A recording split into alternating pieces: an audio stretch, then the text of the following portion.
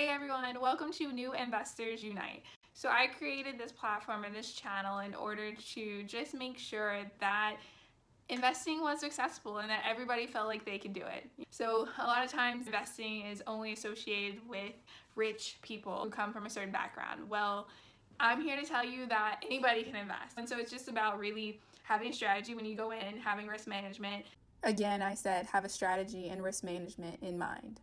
And so I'm throwing out a lot of terms at you now, but definitely I am here to break it down for you. And that's really why I wanted to create this channel, just so that I am encouraging and providing a space where truly something that's as complex or considered difficult to understand as investing is really just pretty simple. If you look at the bare bones and what it takes, then it's pretty easy to make money from it, and I want that to be accessible, and I want more people to start investing and developing wealth for themselves. And so I am a new investor. I've made my share of mistakes, but I definitely feel like I have knowledge to share.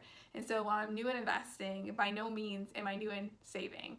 And so I wanted to create this video how I was able to save 30K by the time I'm 23, because I just wanted to say, like, saving has done a lot for me and it's given me the security that I wanted, but also I gave up a lot to make sure I had that much money. And so I'm just going to kind of go through that with y'all today, and then hopefully we can grow from it, and hopefully I can leave some strategies or tips that you connect with, or I can just provide an example of what you don't want to do. I just like, whether it's something for you or not, it's definitely something that you can learn from. Warning, warning. Money was saved in the making of this video. And so how I was able to save 30K, I'll break that down. And so the first K came after, I would say, high school, right? So I didn't work all throughout high school at all. My dad was all in support of education 24/7. And so I didn't have time to work, or he didn't want me working. I was studying. And so 1K came from scholarships, right? So 1K down, check. 29K to go, right? And so I put all of this money in a checkings account, unfortunately, because at the time I was under the impression that if I put money in a savings account, I wouldn't be able to access it, right? So that was misinformation on my part. There's so many savings accounts out there where you can put your money in and you can withdraw money, and that it's not an issue. You won't have to pay some huge fine or fee for withdrawing your money. And so because of misinformation, I missed out on interest rate or on added interest to my money, And so that's just unfortunate. But better late than never, and I'm 23 now, and so I'm definitely knowing the importance of investing. And so I was able to save that money, mostly, I would say, or I got my huge advances or income coming in, I would say, freshman year and sophomore year over the summer, right? So I was able to save up an additional 3K over the summer of freshman year. So that's 4K in total, okay? So 26K left to go. And then I did have a plethora of work-study jobs before the summer of my sophomore year, but during my sophomore year, I was able to make 5K. So right there, that is a total of 9K, right? So 1K from a scholarship, then 3K from the summer of my freshman year, and then another 5K from the summer of my sophomore year, right? So let's just say that's a total of 9K. And so for junior and senior year, I decided to have a plethora of jobs. I went ham on having jobs. So I worked for a catering company. I catered at a wedding. I catered at different events. I worked as an exam proctor for MBA students. I worked at the dining hall where I was telling people about meal plan options. I also worked at a recreational center. I had so many jobs, and I was just constantly working, constantly making money so that I could go to my savings account. And so that's how I really was able to continue to grow wealth, and so, or grow money in my bank account, right? Or my checkings account, unfortunately, again, not savings. But by the end of senior year, I was able to have a total of 15K. So I was able to add an additional 6K over junior year and senior year, right? For a total of 15K. And so that's how I would say, that's how I was able to accumulate savings. And then you're like, oh, Darcy, what about expenses, right? So I lived at home, right? So the summer, all summers throughout college, I lived at home. So I had free rent. And fortunately, I didn't have to pay my phone bill or any other expenses. So in terms of cash flow coming out, it was really all up to what I decided to buy, you know, if I wanted to eat out, right? And so when I wanted to eat out at home, I didn't eat out much when I was at home. I had home cooked meals. But throughout the school year, I was a pro at finding free food. And so if you're in college right now, even if you're out of college, definitely make sure that you are utilizing free resources. And so I was a pro at finding free food on my college campus. And so I even had a couple of semesters, I had a schedule of free food. And so that was just my way of making sure that like things normal people paid for, I got for free, you know. And so that's really, there's a hustle in finding free things, and I enjoy the search. Other people, they're just like, oh, I'll just pay money for it, and that's them, right? But I like the grind of trying to find free things. It's fun to me. And so through really being very cautious with my money and what I spent on, I was able to, again, save about $15K between freshman year of college and senior year of college. And I also graduated a semester early. So I graduated in December of 2018, right?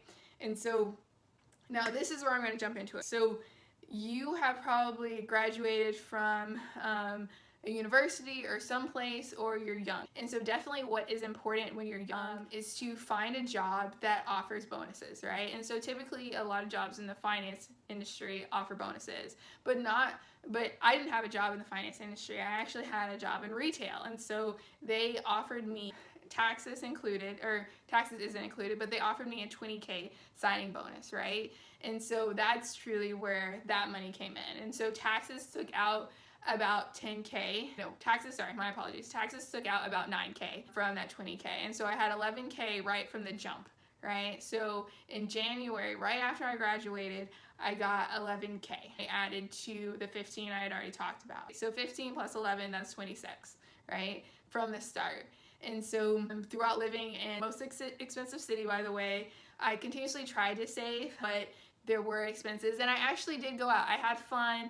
I got to go to different places, and I didn't just stay at home. And so definitely I feel like with saving, you do have to consider, like, is an experience, is buying food worth it, you know? And so this is a side note, but the angriest I get is when I'm a foodie. And so the angriest I get is when I go to a restaurant, I spend my hard-earned money, you know, like, sometimes I cry over spending money because it's painful to me, but I spend my hard-earned money, and then to find out that the food isn't good, I'm like, where's my refund at? Like, please check, or not check, refund, please.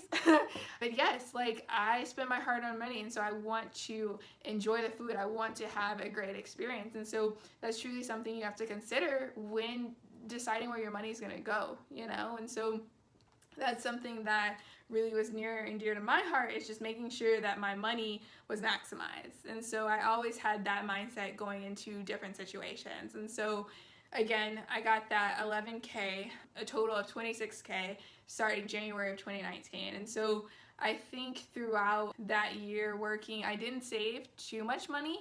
I did pay a lot more for rent than I should have, and I got scammed a couple of times, which I'd be more than happy to go into if you want to hear that. But yeah, that's a story for another time. But yeah, I mean, I was new to California and the housing situation, and so it's a whole new ballgame for a Texas girl like myself, and so that was definitely interesting. So I would say just skip over 2019. Let's just say I had no savings that year, and then I got 4K back in back taxes because of the money they initially took out, because they thought I was that high of an earner. So the way I got the bonus was all at once, and so taxes was higher because they're like, oh, are you going to be making that every 2 weeks? But that wasn't the case. So I got 4K back, right? So that's a total of 30K, right? And so that, I would say by the end of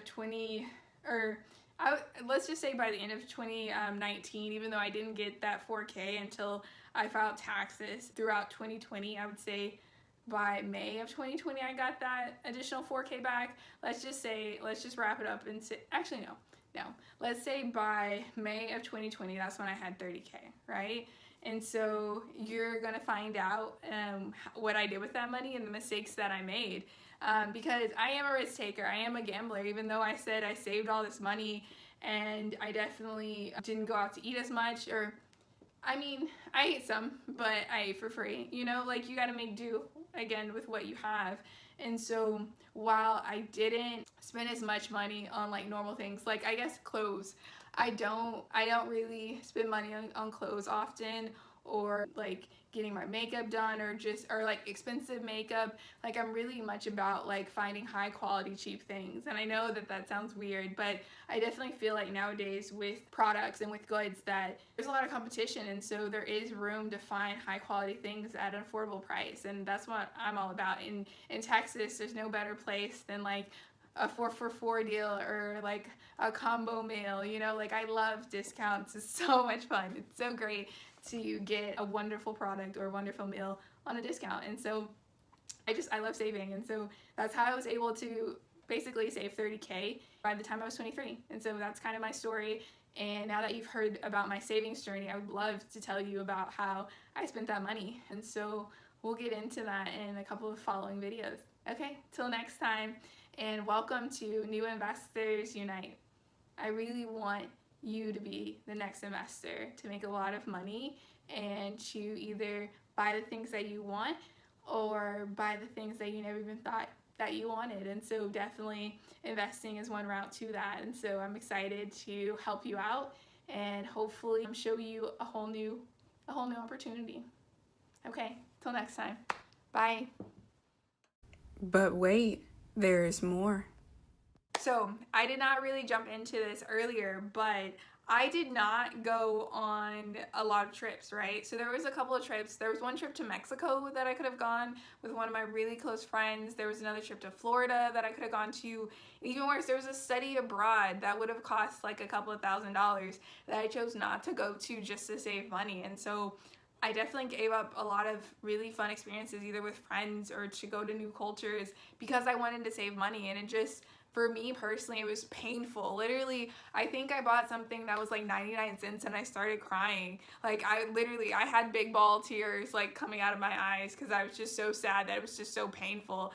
And I can just throw my money into the stock market and it kind of just like happened. And so I think that I don't know if it was the wisest thing I could have done, giving up those trips, but that's what I chose to do, you know? And so you definitely have to weigh the pros and the cons. You have to weigh the pros and the cons of saving. So there's always something that you're going to have to give up, or something that you're going to have to let go in order to have money. And so I definitely don't believe in living beyond your means, but I know that some people do. Some people want that nice car or that nice house or that nice outfit. And to me, those weren't really important things, because I was like, I want to be in the position where I can have all that stuff and not worry about what I can afford later on, you know? Like I want to eventually get to the point where I can go to a restaurant, not even look at prices, and order whatever I want and know that I'm gonna have the money that it takes. And so my dream is eventually, I guess I'll say it now, starting from day one, but I really, really want a personal chef. So I want to get to the level of financial success where I can have some money cooking my meals. That would be great. That'd be perfect. Please don't forget to like, comment, and subscribe. And lastly, don't forget to look in the description for the savings as well as the investing free apps. Again, I said free, and so they'll just help you out with saving and investing. Okay, see you next time.